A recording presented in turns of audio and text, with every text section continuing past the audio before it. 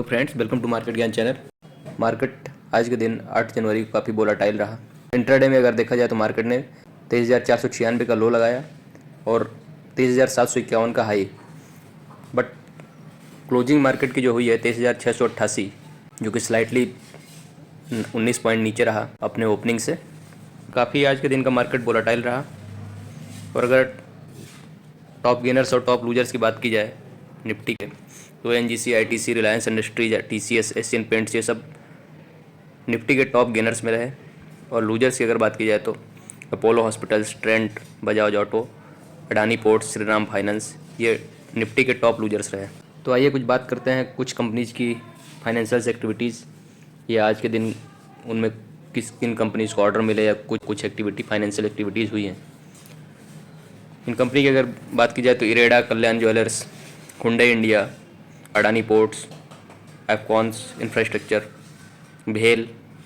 तो शुरुआत करते हैं एफकॉन इंफ्रास्ट्रक्चर लिमिटेड से। एफकॉन इंफ्रास्ट्रक्चर लिमिटेड को देश की डिफेंस सेक्टर में इक्विपमेंट सप्लाई करने वाले या रिसर्च विंग आप बोलिए डीआरडीओ से 1,084 करोड़ का इंफ्रास्ट्रक्चर रिलेटेड ईपीसी बेसिस पे।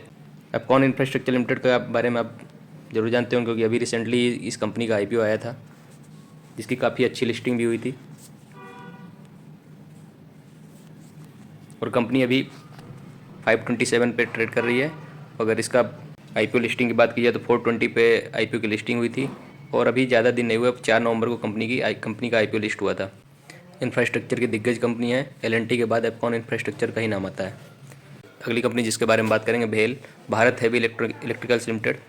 भेल जिसने successfully hydro electric power projects का कंप्लीसन किया है भूटान में, और इस पावर प्रोजेक्ट की कैपेसिटी है 1,000 मेगावाट की। और कंपनी ने इस प्रोजेक्ट का एग्जीक्यूशन बायलैटरल एग्रीमेंट के थ्रू किया है, जो कि गवर्नमेंट ऑफ इंडिया और रॉयल गवर्नमेंट ऑफ भूटान के बीच में हुआ है। तो अगर भेल की बात की जाए तो कंपनी का अभी स्टॉक 221 रुपये में ट्रेड कर रहा है।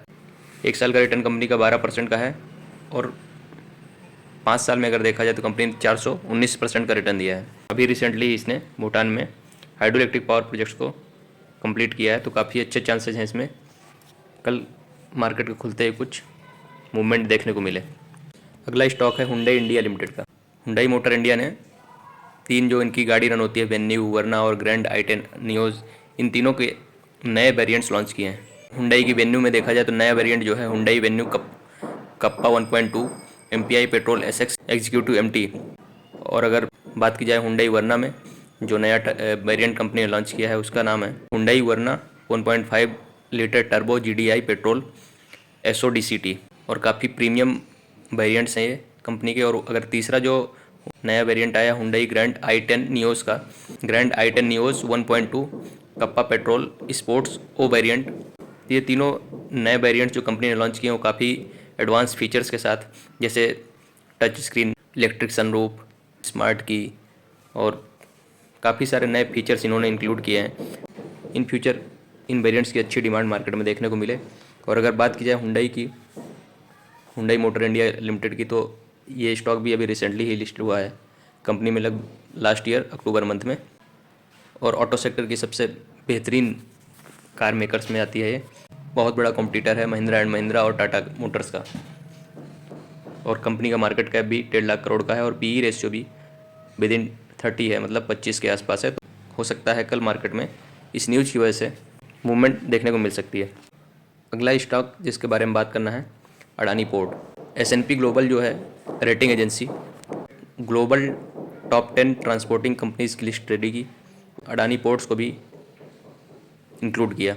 लास्ट ईयर कंपनी टॉप 15 में थी, और अडानी पोर्ट इंडिया से ओनली कंपनी है जो ट्रांसपोर्ट सेक्टर में S&P की ग्लोबल टॉप 10 कंपनीज में इंक्लूड हुई है। और अगर अडानी पोर्ट की बात की जाए तो Adani ports largest port developer और ऑपरेटर है इंडिया में, और 7 स्ट्रेटेजिकली लोकेटेड पोर्ट्स और टर्मिनल्स कंपनी के बेस्ट कोस्ट में, जिसमें मुंड्रा, कांडला, दहेज, हजीरा इन गुजरात, मोर्मुगांव गोवा में, दीघी महाराष्ट्र, बिजिंघम पोर्ट केरला में, और 8 पोर्ट्स और टर्मिनल ईस्ट कोस्ट में, जैसे हल्दिया हुआ वेस्ट बंगाल में, गोपालपुर हुआ उड़ीसा में, कृष्णापट्टनम हुआ आंध्र प्रदेश में, इन्नूर हुआ तमिलनाडु में, कराईकल इन कराईकाल हुआ पुडुचेरी में। कंट्री के टोटल वॉल्यूम का 27% port material Adani ports handle करती है। कंपनी ट्रांसशिपमेंट पोर्ट भी डेवलप करने का प्लान कर रही है कोलंबो श्रीलंका में, और हाइफा पोर्ट इजराइल में ऑपरेट करती है। तंजानिया में भी पोर्ट ऑपरेट करती है कंपनी। काफ़ी दिग्गज कंपनी है ट्रांसपोर्टिंग सेक्टर में, इंडिया की नंबर 1 कंपनी है और 27% पूरे कार्गो का हैंडल करती है। बट हमेशा इन्वेस्टर्स की कंप्लेन रहती है कि अडानी पोर्ट है तो बड़ी दिग्गज कंपनी, मार्केट कैप भी बहुत अच्छा है, 2.5 लाख करोड़ का है और रेटिंग भी बहुत अच्छी दी हुई है। S&P ग्लोबल टॉप 10 कंपनीज़ में भी आ रही है ट्रांसपोर्टिंग में, बट इसका रिटर्न्स हमेशा बहुत डाउन रहते हैं और कभी अच्छी रैली देखने को नहीं मिलती है। स्टॉक का पी रेशियो भी 25 है, जो कि अंडर वैल्यू ही बोला जाएगा। ROE भी अच्छा है, बट रिटर्न देखने को नहीं मिलता है। बट अडानी का कोई भरोसा नहीं, अडानी कंपनीज़ का कब अच्छा रनअप दे दें, तो इन्वेस्टमेंट के लिए अच्छा ऑप्शन है और हो सकता है कल ट्रेडर्स के लिए इस न्यूज़ से मूवमेंट देखने को मिल सकता है। अगला स्टॉक है इरेडा, जिसका रिसेंटली पिछले साल ही अभी IPO आया था। इरेडा के बिजनेस परफॉर्मेंस जो लास्ट क्वार्टर में रहे हैं उसके बारे में डिटेल्स कंपनी ने शेयर की है। तो कंपनी के जो डिटेल्स रहे हैं उसके अकॉर्डिंग अगर देखा जाए तो दिसंबर क्वार्टर में 31,000 करोड़ का लोन सैंक्शन किया है कंपनी ने। अगर लास्ट ईयर 2023 दिसंबर क्वार्टर में देखा जाए तो कंपनी का लोन सैंक्शन ओनली 13,000 करोड़ का था। तो ये ग्रोथ लोन सैंक्शन में लगभग 129% की ग्रोथ है एक साल में। और लोन डिसबर्समेंट का अगर देखा जाए तो दिसंबर क्वार्टर में कंपनी ने 17,000 करोड़ का डिसबर्समेंट किया है, और अगर लास्ट ईयर दिसंबर क्वार्टर में देखा जाए तो 12,000 करोड़ का लोन डिसबर्समेंट किया था। तो इसमें भी 41% का ग्रोथ देखा गया। और लोन बुक अगर कंपनी का देखा जाए तो 69,000 करोड़ का है प्रेजेंट क्वार्टर में, मतलब दिसंबर क्वार्टर में। और अगर 2023 दिसंबर क्वार्टर में देखा जाए तो लोन बुक था कंपनी का 50,000 करोड़ का। तो इसमें भी लोन बुक में भी 36% का ग्रोथ देखा गया है। तो ये न्यूज़ थी, प्रोविजनल थी, बिजनेस परफॉर्मेंस से रिलेटेड कंपनी ने शेयर की थी। इस न्यूज़ से भी कल इरेडा के शेयर में मूवमेंट होने के चांसेस हैं। अगर इरेडा शेयर की बात की जाए तो इरेडा का शेयर 2023 नवंबर में लिस्ट हुआ था 60 रुपीज़ में, और अभी 223 में ट्रेड कर रहा है। मतलब लगभग 4 टाइम्स हो गया है विद इन अ ईयर। तो काफ़ी अच्छा रनअप दे चुका है इरेडा का शेयर, और कंपनी के फंडामेंटल्स भी काफ़ी स्ट्रॉन्ग हैं। कंटिन्यू रेवेन्यू और प्रॉफिट में ग्रोथ देखने को मिल रहा है क्वार्टर बेसिस पे। तो काफ़ी अच्छा स्टॉक है, कल इस स्टॉक में हलचल देखने को मिल सकती है। लास्ट स्टॉक जिसके बारे में बात करना चाहते हैं, कल्याण ज्वेलर्स।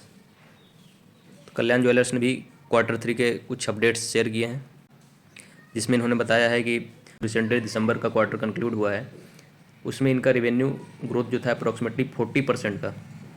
अगर इसको कंपेयर किया जाए लास्ट ईयर सेम क्वार्टर मतलब दिसंबर क्वार्टर 2023 से, तो रेवेन्यू में लगभग 40% का जंप हुआ था इनका।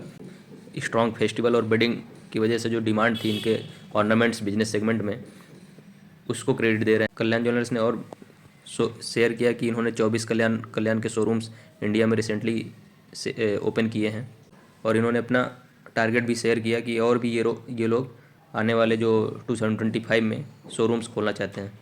और मिडिल ईस्ट में भी इनका जो बिजनेस चलता है उसमें भी इन्होंने अप्रॉक्सीमेटली 22% का रेवेन्यू ग्रोथ रजिस्टर किया है। और सबसे खुशी की बात इन्होंने शेयर किया कि USA में भी कल्याण ज्वेलर्स ने अपना फर्स्ट शोरूम ओपन कर दिया है। टारगेट रखे हैं शोरूम्स ओपन करने का, वो भी काफ़ी अच्छा है। तो इस न्यूज़ से हो सकता है कल्याण ज्वेलर्स के शेयर में कल कुछ अच्छी रैली देखने को मिल सकती है।